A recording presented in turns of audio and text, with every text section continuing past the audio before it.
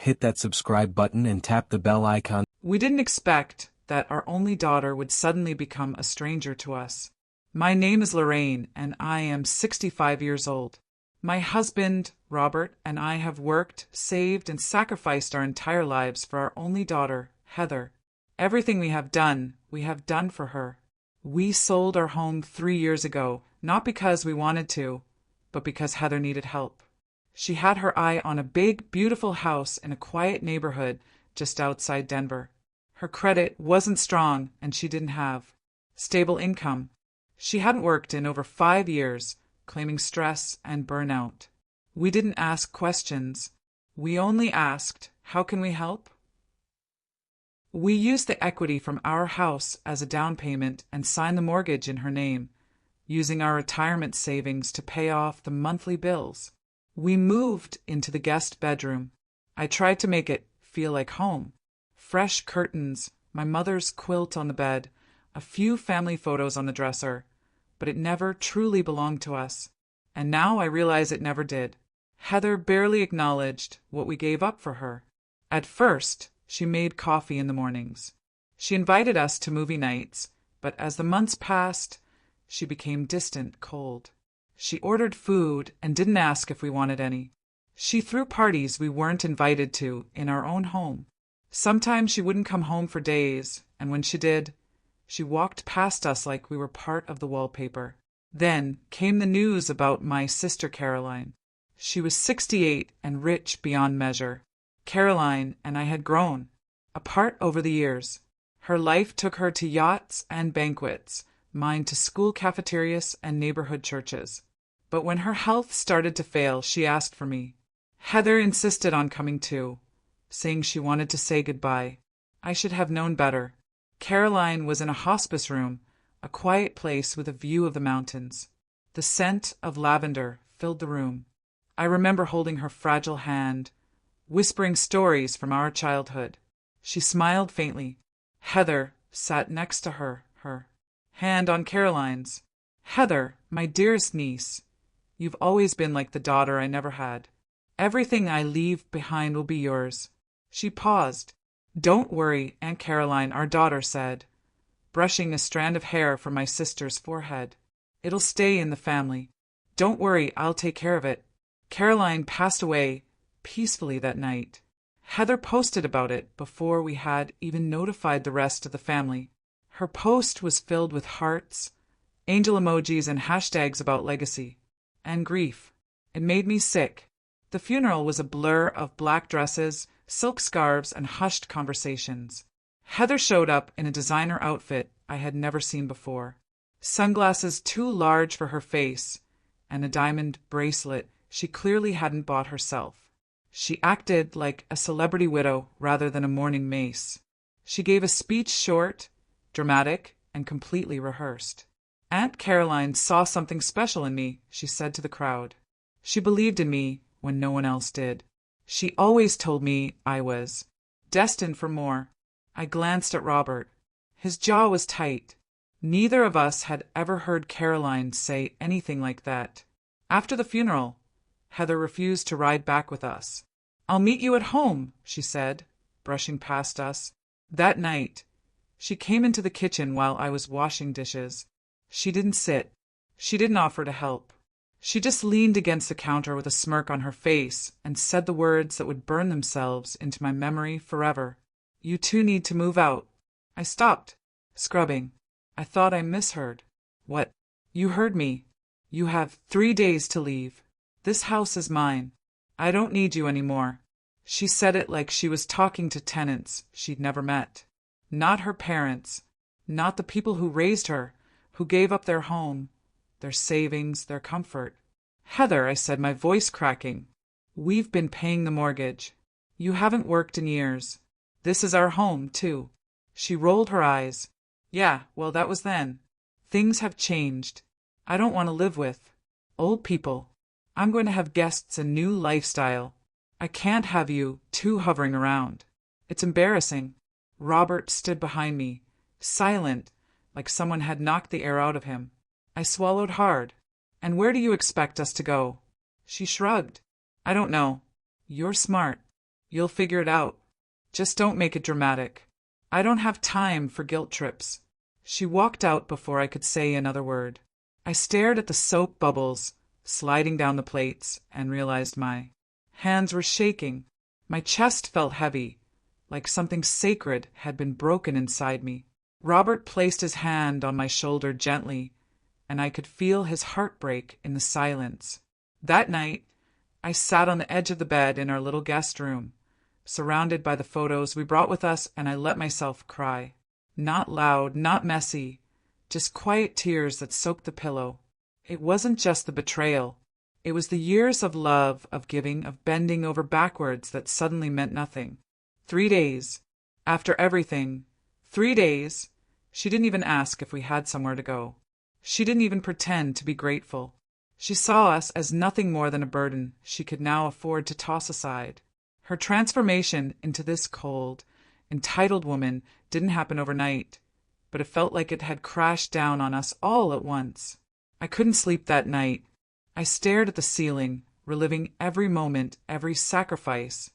I remembered holding Heather as a newborn, swaddling her during thunderstorms, cheering her on during school plays, comforting her through heartbreaks.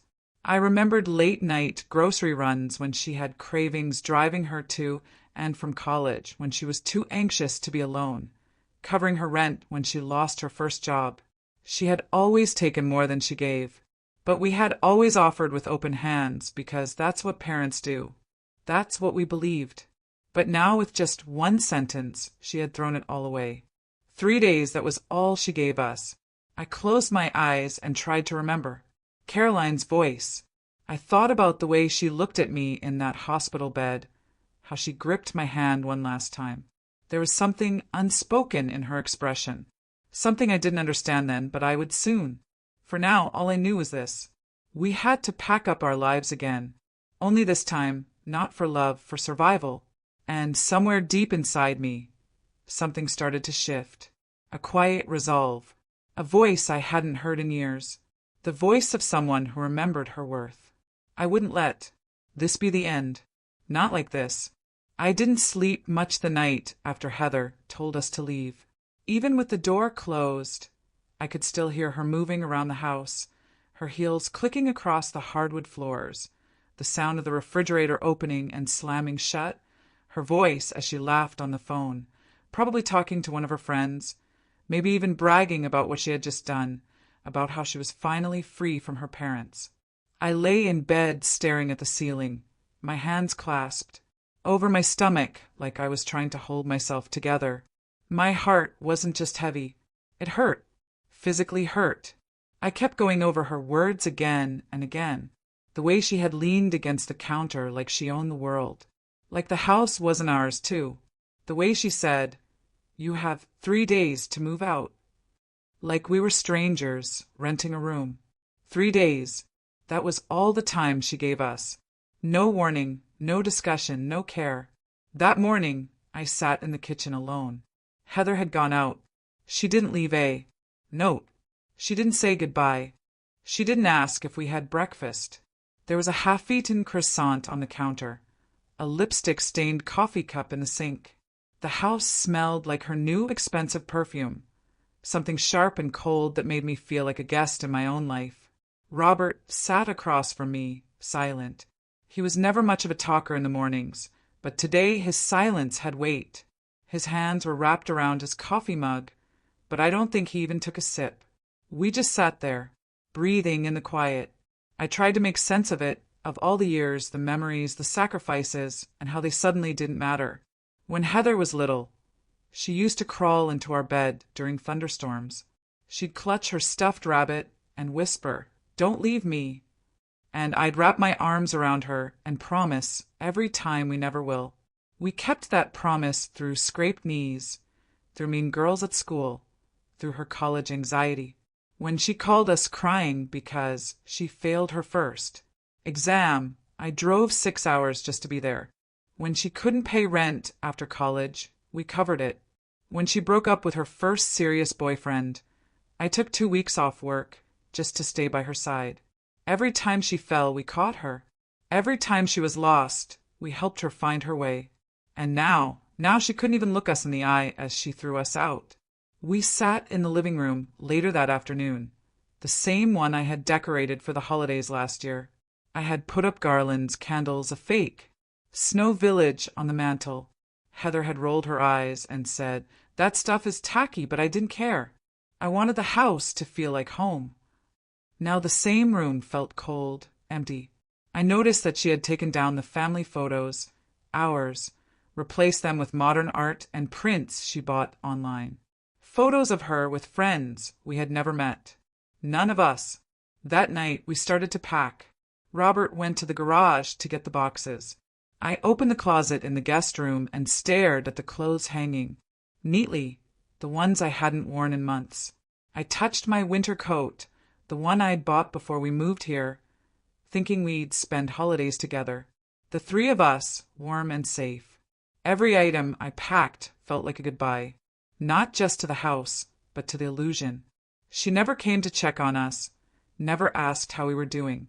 Instead, I heard her on the phone again, laughing, loud, carefree. She was celebrating our departure. She even had the nerve to bring home shopping bags. The next day, she strutted through the hallway, high heels clicking again, arms full of boxes, new shoes, new clothes, probably expensive. I watched from the stairs, quiet. She glanced up, saw me, and smiled like she had already won. "You guys almost done?" She asked casually like we were movers. I didn't answer. She tilted her head. "Just make sure you leave the keys. Oh, and don't take the spare blender. That was a gift.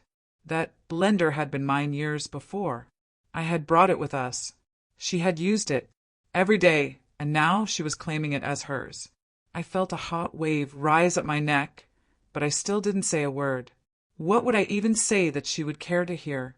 The next morning, she came into the guest room without knocking. Robert was folding a blanket.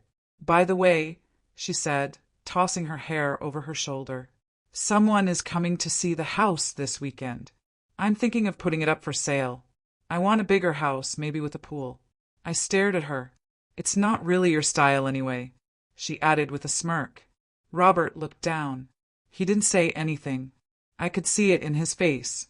He wanted to cry, but he wouldn't let himself. Not in front of her. "It was never about style," I said softly. "It was about you." She laughed. Actually laughed. "Well, it's about me now." Then she walked out. That night, I couldn't stop thinking about all the small things. All the ways she had shown us we didn't matter. The way she ignored us when her friends came over. The way she never invited us to eat with her. The way she rolled her eyes every time I asked how she was doing. The way she looked at me like I was just in her way.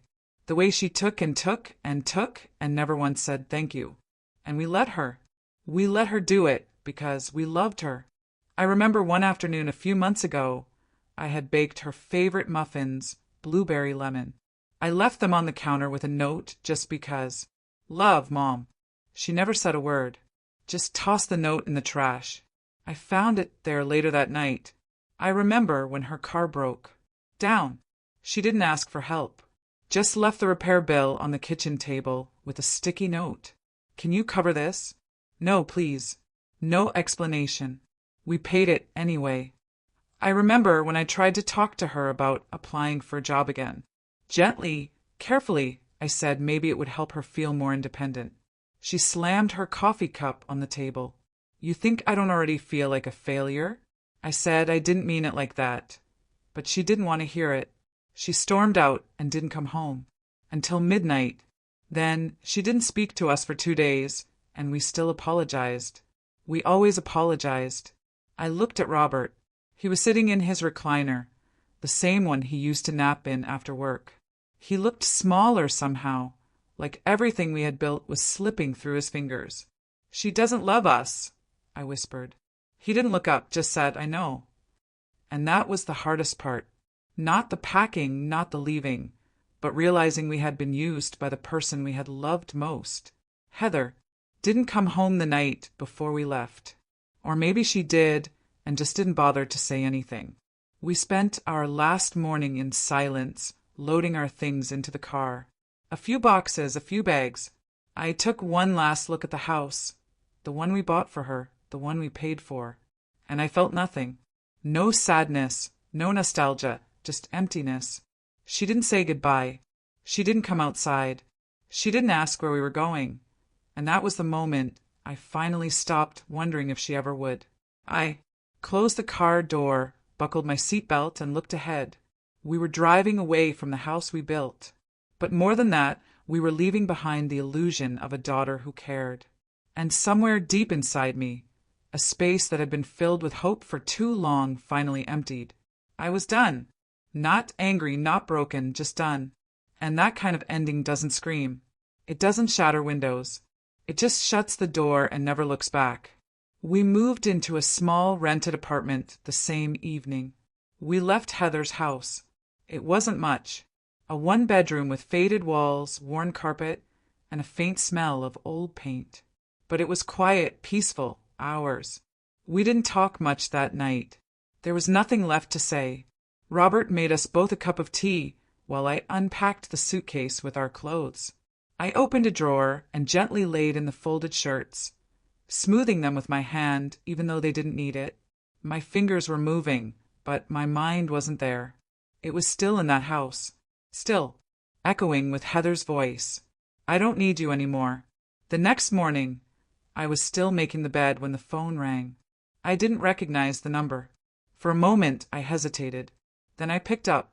Mrs. Martin. The voice was calm, professional. This is Gregory Dunn. I'm your sister Caroline's attorney. I'm calling regarding the reading of her will. We'd like you and your husband to come in today. There are matters that need your attention. I felt my breath catch in my throat. I thought Heather would be handling that, she said. Ma'am. He interrupted gently but firmly. Have you read the will? I blinked. No, then I strongly advise you to come. An hour later, we were sitting in a sleek downtown office floor, toe-ceiling windows, clean lines, cold air. I kept my hands clasped in my lap as Mr. Dunn flipped through paperwork with a smooth precision. Heather was already there, sitting back in the leather chair like she owned the place, legs crossed, sunglasses on her head like she had just come from brunch. She glanced at me and Robert with barely a nod. I didn't think you'd come, she said. Her tone was too casual, too smug. We were invited, I said, keeping my voice calm. She shrugged. Doesn't matter. It's just a formality, right?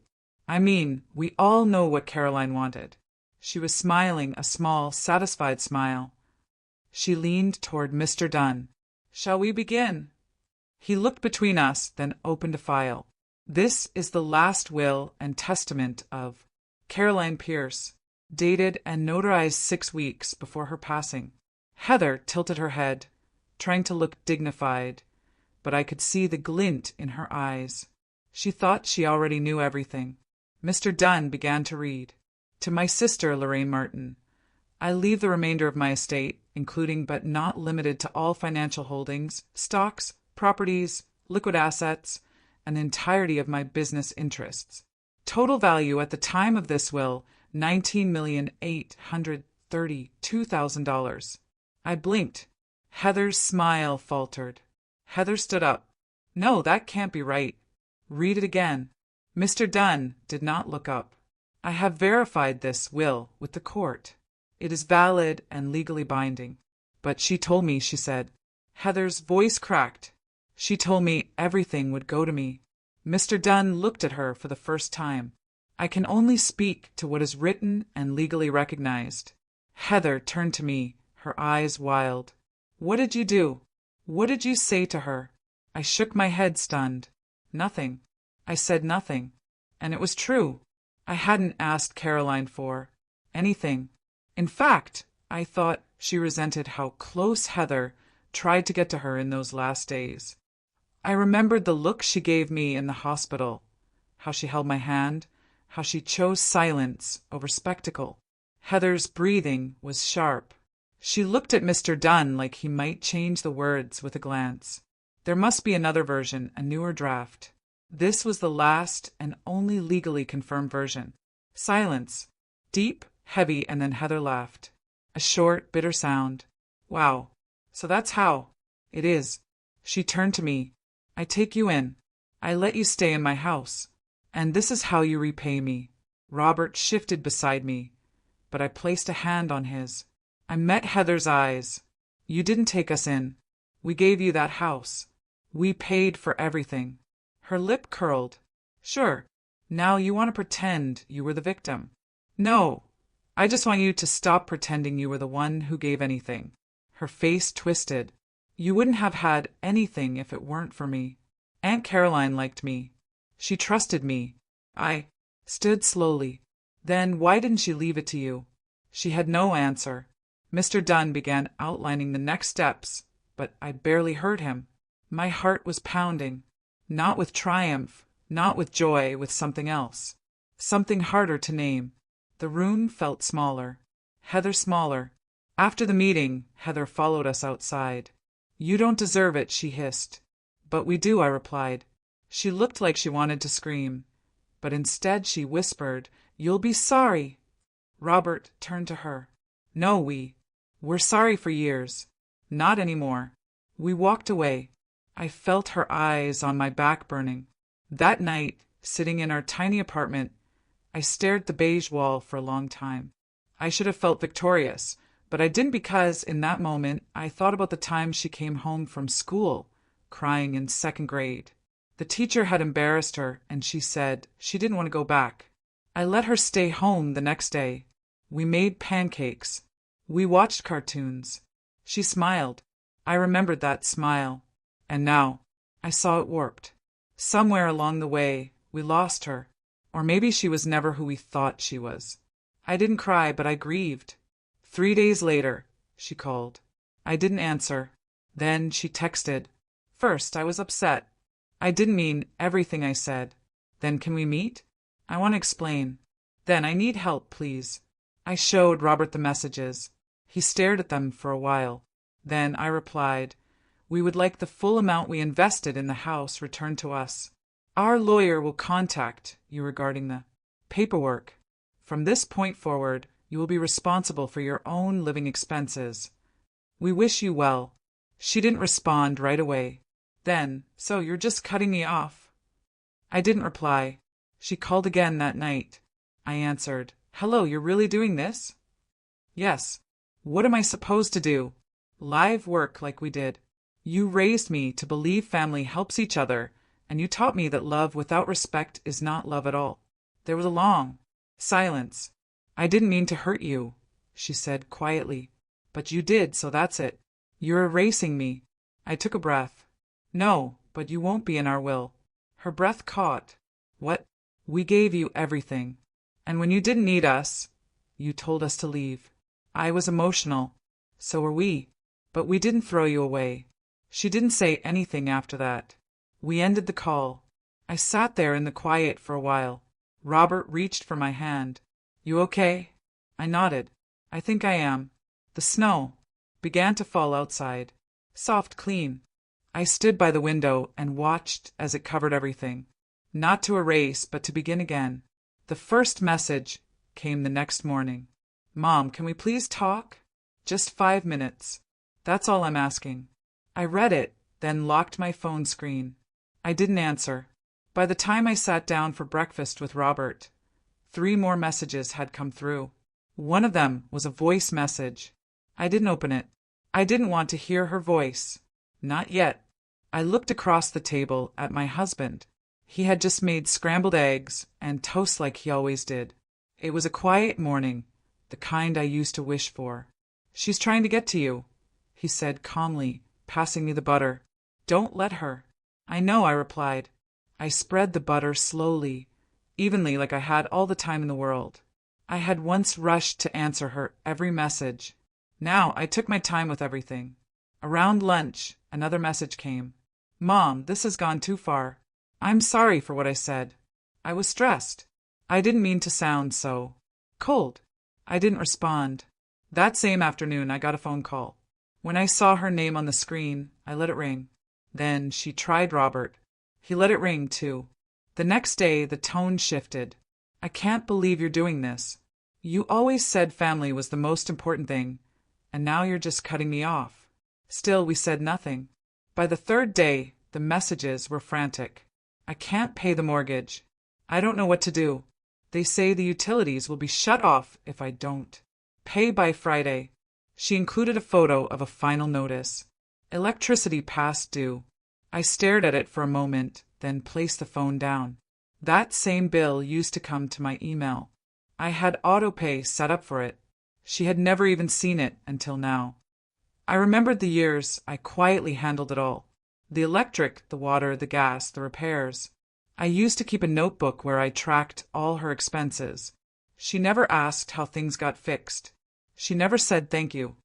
I remembered the day the hot water heater broke and I stayed up all night online comparing service companies. I called 3 different ones the next morning. I stayed home from a dentist appointment so they could come. She was out shopping when they arrived. She had come home later with a new pair of shoes and said, "Oh, the water works now. Good. No, thank you." Not even a glance. That memory was all I needed. I didn't respond.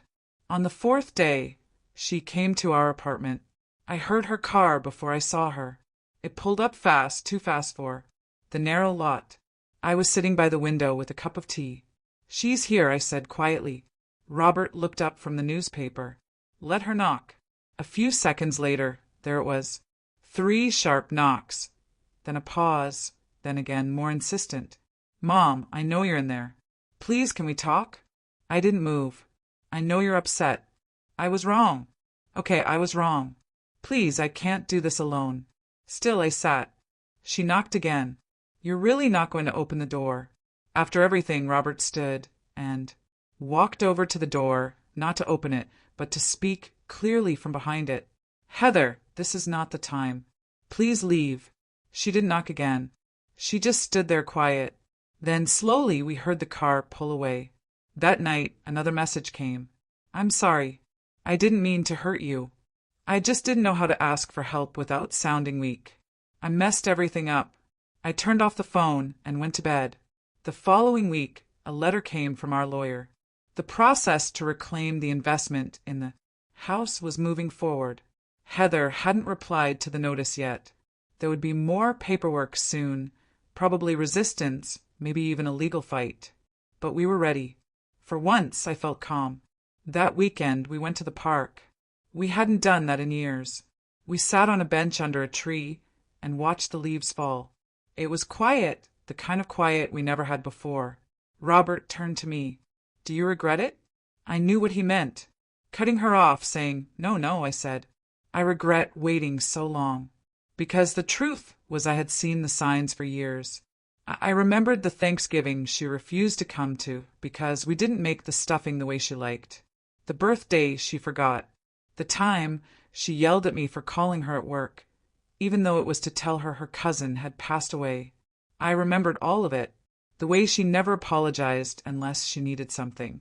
The way she said things that cut deep, then acted like nothing happened. I remembered when she called me controlling because I offered to help. Her budget. I remembered when she said I was too traditional because I still ironed shirts and cooked every night. I remembered when she looked at me like I was small, like I was old, like I didn't understand her world. But I did.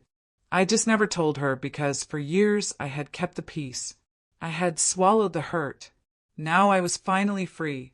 Another message arrived the next day. They turned off the gas. "I don't know what to do. I can't afford to move. Please, can you just loan me something? Just for this month, just until I get a job." But I knew Heather. She had said that before. Every time it was temporary. Every time we covered the gap. Every time she promised to fix things, and every time she didn't. So I deleted the message. Then 2 days later, the message that changed everything. "I told people you kicked me out. Everyone thinks you abandoned me. I don't care anymore. You don't deserve what you got." I stared at it for a long time. I didn't show Robert. I didn't cry. I felt a wave of something colder. That was her final card, her final excuse. To lie, to spin the truth. I opened a drawer and pulled out a folder. It was thick. Every receipt, every bank transfer, every utility bill, every payment we made for her. All of it. I filed it away months ago. Not for revenge, not to attack, but because I knew this day would come. She wanted the world to believe we were cruel. So we would show them the truth if we needed to. But we wouldn't yell. We wouldn't shame. We would just protect ourselves quietly, legally, completely. And one day she would be left with the silence. Not because we stopped loving her, but because she made it impossible to stay. Robert and I spent that afternoon writing letters. One to our attorney, one to our financial advisor, one to the charity we wanted to support. It was the first time in years that we sat at the table planning our future without guilt, without obligation, without her. And when we finished, we had tea. The world outside kept moving. The wind rustled the trees. A child laughed somewhere on the street. Life went on. And for the first time in a long time, we were part of it. No longer caretakers of someone else's comfort. Just two people finally living. A week after the last message, an envelope arrived in the mail. No return address. Just my name written in that familiar rushed handwriting. I sat down at the kitchen table, turned it over and opened it. Inside was a letter, 3 pages handwritten. It was from Heather. She didn't start with, "Dear Mom, just I don't know what else to do. I feel like I'm drowning. Everything is falling apart. The bank froze one of my accounts because I missed too many payments. I had to sell some of my jewelry to cover the credit card. I feel like I'm slipping through the cracks, and you won't even look at me." I read every word, not because I believed her, but because I needed to hear the voice she was using now. She called us cold. She said we had given up on her. She said we were making her pay for one mistake. One mistake. I thought of all the moments she treated our care like an inconvenience. The time she dismissed our help, but still expected it. The day she stood in that kitchen and said, "I don't need you anymore." This letter was filled with desperation, but not once did she mention the mortgage we paid, the bills we covered, the holidays we spent alone when she said she was too busy to visit. She didn't ask how we were. She didn't say she missed us. It was only about what she needed now. I folded the letter and placed it back in the envelope. Robert came in with coffee and sat beside me. "Another plea," he asked. I nodded. Same tune, different words. He didn't ask if I planned to write back. He knew.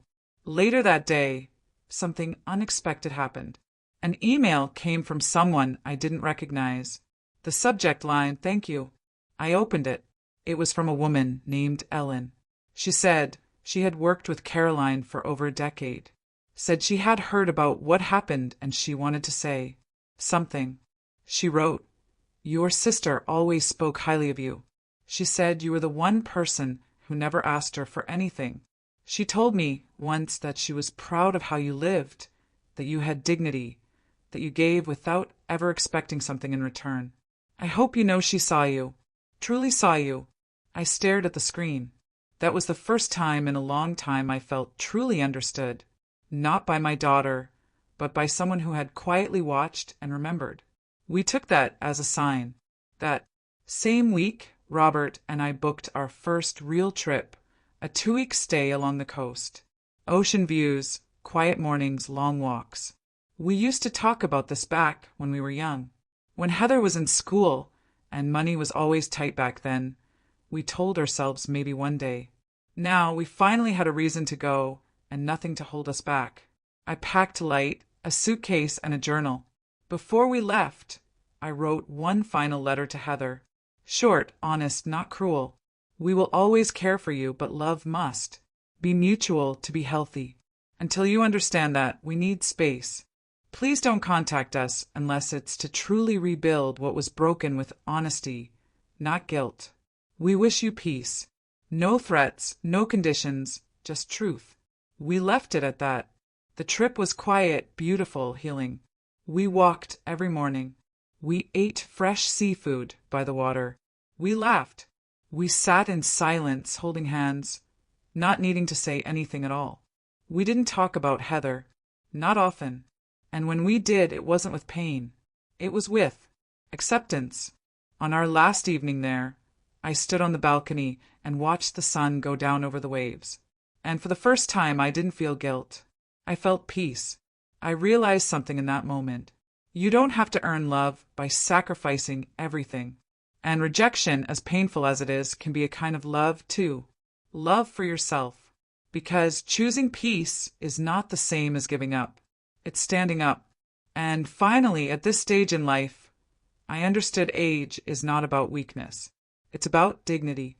If you've ever felt like you don't belong, you're not alone. I won't be afraid to tell the truth anymore, even if it hurts. Hit that subscribe button and tap the bell icon. Thanks for watching.